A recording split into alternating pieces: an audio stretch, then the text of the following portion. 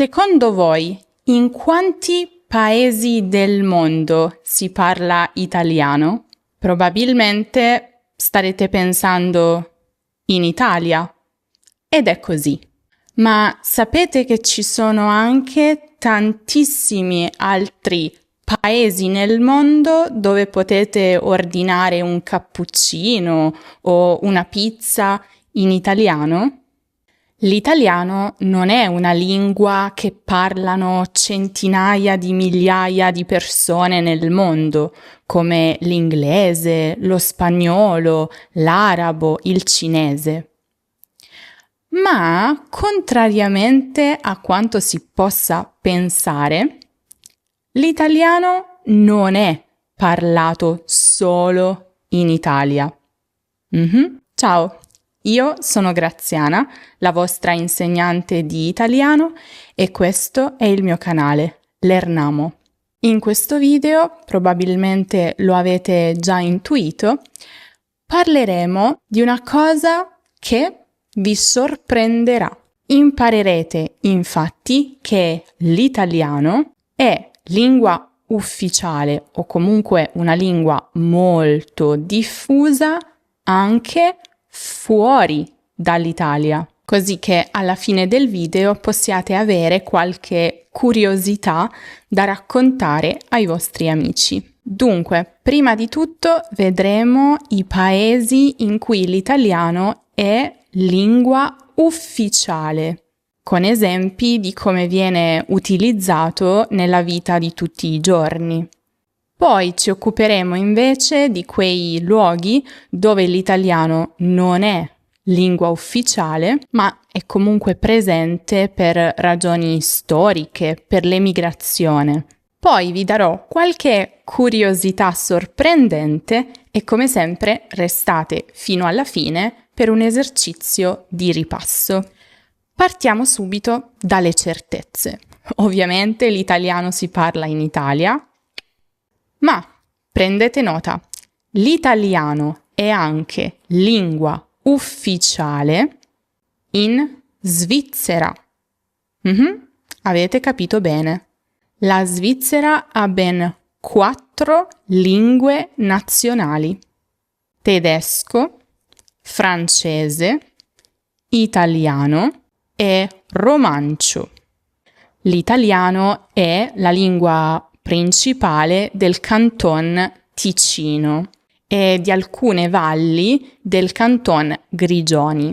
Se andate a Lugano o a Bellinzona e parlate italiano, vi sentirete a casa.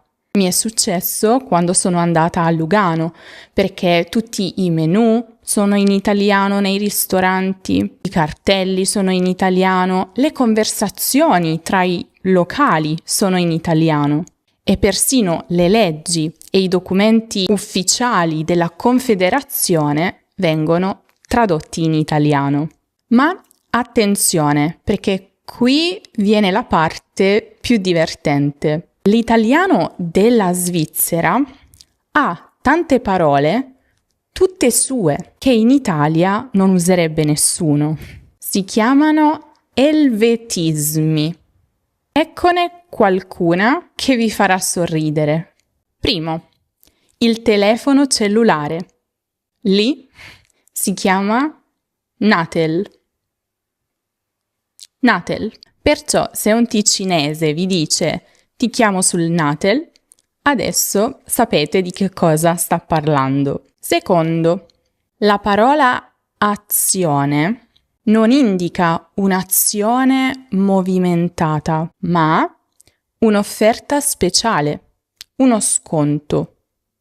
Quindi, se al supermercato leggete questo prodotto è in azione, significa semplicemente che costa di meno. Terzo, quando in italiano noi diciamo zaino, in Ticino molto spesso si dice sacco, che per noi è una cosa un po' diversa. E ancora, dove noi diciamo prenotare, lì si usa riservare, dal francese réserver.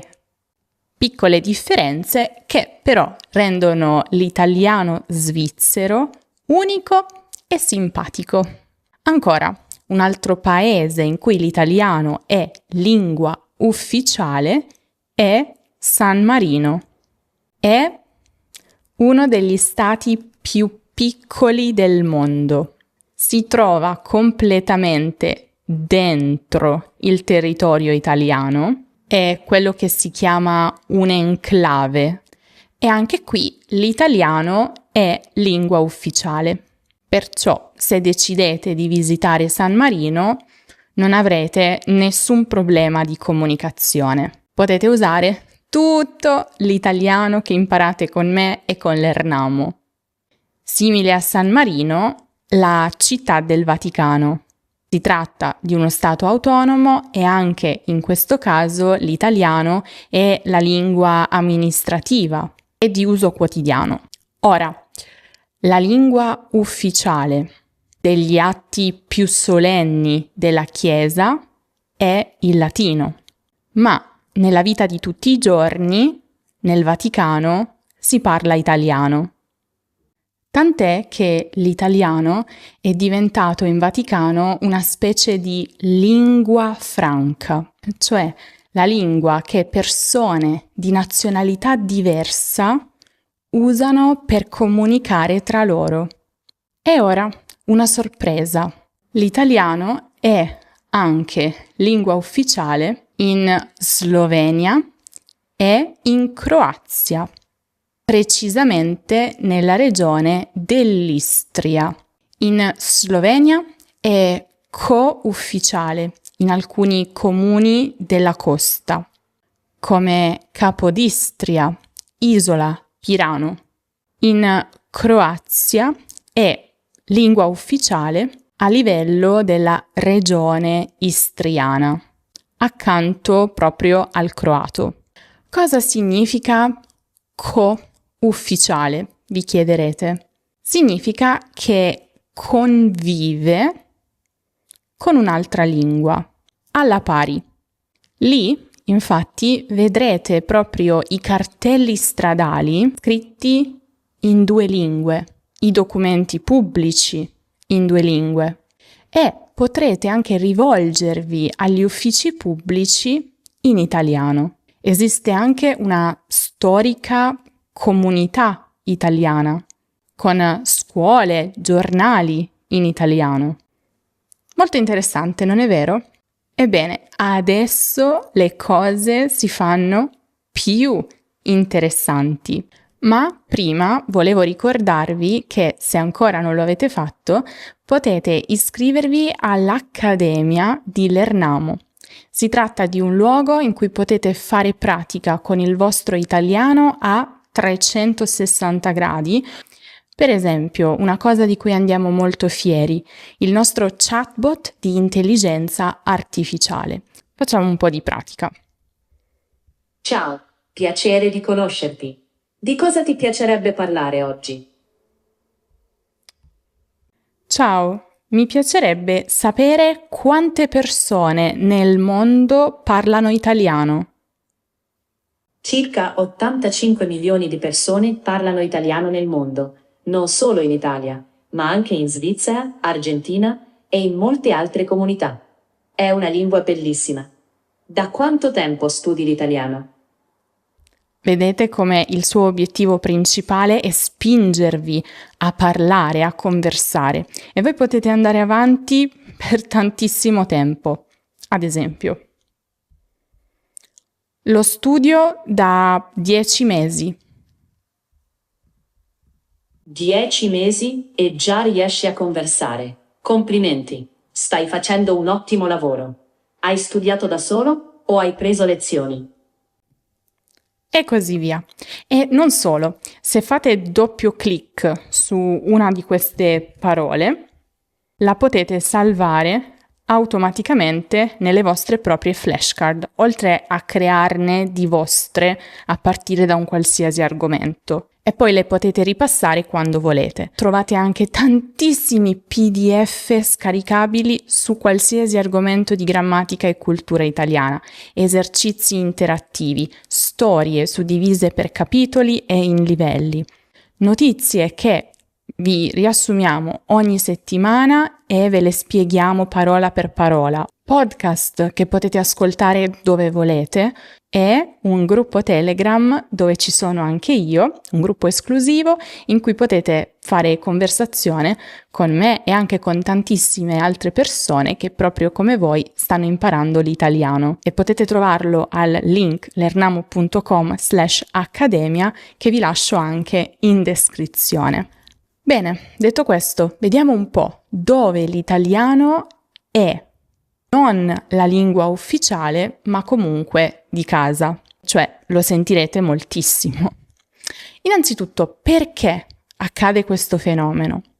Sicuramente per via dell'emigrazione. Tra la fine dell'Ottocento e il Novecento, milioni di italiani lasciarono il paese in cerca di lavoro e si portarono dietro i sogni, la valigia e la lingua. Per esempio, se c'è un paese dove l'eredità italiana è fortissima, quello è l'Argentina. Si stima infatti che una grande parte della popolazione abbia origini italiane. Prima di tutto, l'italiano ha influenzato il suono dello spagnolo locale. Infatti sembrerebbe che lo spagnolo di Buenos Aires abbia un'intonazione molto cantata, melodica, che ricorda proprio il modo di parlare degli italiani. E non è tutto. C'è anche una sorta di dialetto locale di Buenos Aires chiamato lunfardo, di cui vi parlo nel dettaglio nel video che trovate qui in alto nella card o giù in descrizione. Troverete tantissime parole di origine italiana. Ad esempio, laburar significa lavorare, fiaca, che significa pigrizia, fiacca, mufa, che indica la sfortuna o il malumore, la nostra muffa. E ancora morfar, che significa mangiare. Insomma, se andate in Argentina con un orecchio attento, riuscirete a trovare molto italiano nel loro spagnolo. E se invece siete argentini e soprattutto siete di Buenos Aires, fatemi sapere nei commenti se questo è così. Effettivamente, se voi usate il lunfardo. Sorte simile anche per il Brasile, soprattutto il sud del Brasile, dove ci sono intere comunità di origine italiana. In alcune zone si parla addirittura il talian, una lingua nata dall'incontro tra il dialetto veneto e il portoghese. Anche di questa vi parlo nel dettaglio nello stesso video che trovate in descrizione, di cui vi ho appena parlato. Questo è un caso molto interessante di conservazione linguistica. Pensate che la sedia si dice ancora carega, proprio come in Veneto, e la forchetta si dice piron. Però, allo stesso tempo, il talian ha preso in prestito parole portoghesi per indicare cose che gli emigranti non conoscevano. Per esempio, per dire zoccolo, usano la parola portoghese tamanco. È un po' come se la lingua avesse messo le scarpe italiane, ma comprate in Brasile. Oggi il talian è riconosciuto come patrimonio culturale del Brasile e, piccola curiosità, in un comune chiamato Serafina Correa, il talian è persino lingua co-ufficiale, come dicevamo prima, insieme al portoghese. Figo, no? Ma non è finita qua. Anche in altri paesi come Stati Uniti, Canada, Australia esistono grandi comunità di italo-discendenti. Nelle grandi città americane troverete ancora le famosissime Little Italy, i quartieri italiani, dove l'italiano sopravvive ancora nelle famiglie o nei ristoranti.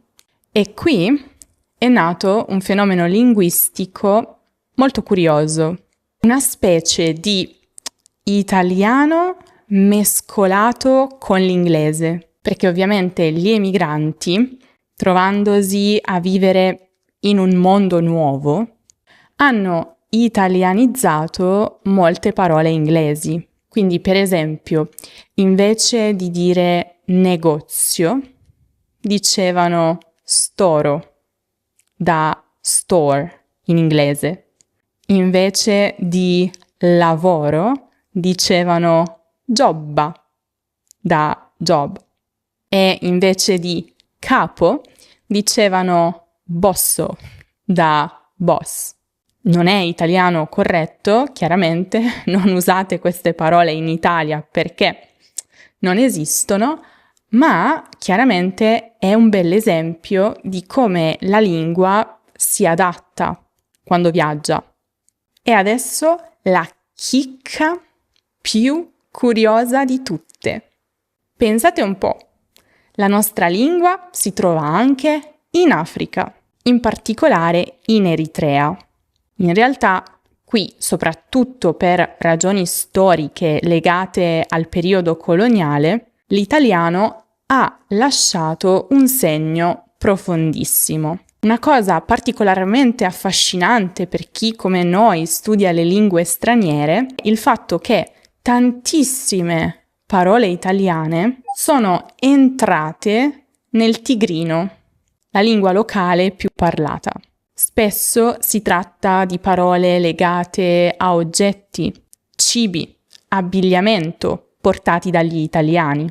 Ad esempio, in tigrino la macchina si dice macchina, la pasta si dice pasta, ma questo è lo stesso in ogni lingua del mondo, credo, fatemelo sapere nei commenti, e la gonna si dice gonà.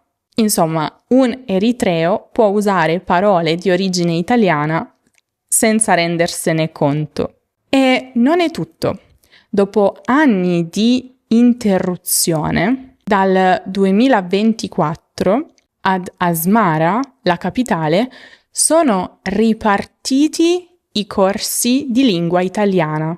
Insomma, la nostra lingua e la nostra cultura continuano ancora a esistere, a vivere lì. Ma avete notato una cosa molto particolare, Lernamici? In tutti questi posti l'italiano non è rimasto congelato, si è mescolato, ha cambiato forma, si è adattato. Ed è proprio questo, a mio parere, il bello delle lingue vive. Viaggiano, incontrano altre lingue, altre culture, si trasformano. E a proposito di viaggi e cultura italiana, se ancora non lo avete fatto, mi raccomando, iscrivetevi alla nostra newsletter.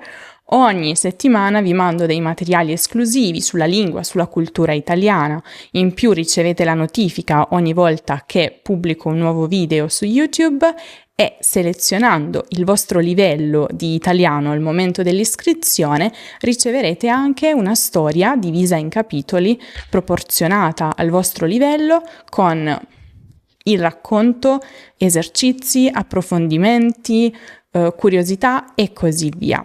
Tutto gratis. Detto questo, vi ricordo che se volete saperne di più sull'italiano e sulla sua effettiva bellezza, perché c'è chi lo ritiene molto bello e musicale e chi invece ha qualche dubbio, potete approfondire quella questione nel video che trovate qui in alto nella card o giù in descrizione. E adesso prendete carta e penna per il famoso esercizio di ripasso e in particolare in questo caso si tratta di un vero o falso, quindi io vi darò delle affermazioni e voi dovete decidere se sono vere oppure no. L'italiano è una delle 4 lingue nazionali della Svizzera. Vero o falso?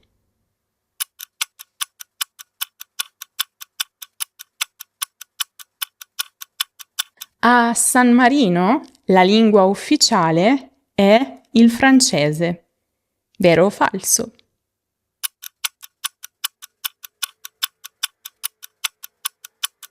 In Brasile, in alcune zone, si parla una lingua chiamata Talian. Vero o falso?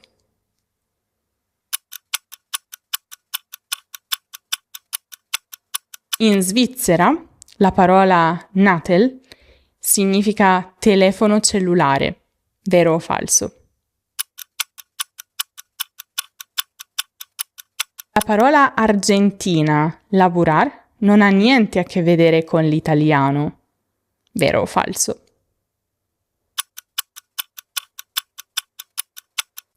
In Eritrea la parola tigrina, macchina, deriva dall'italiano macchina.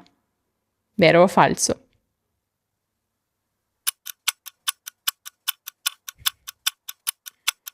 Tra poco vi do le soluzioni, prima vi ricordo che se volete ripassare tutto quanto e leggere più approfondimenti potete passare dal nostro sito web learnamo.com.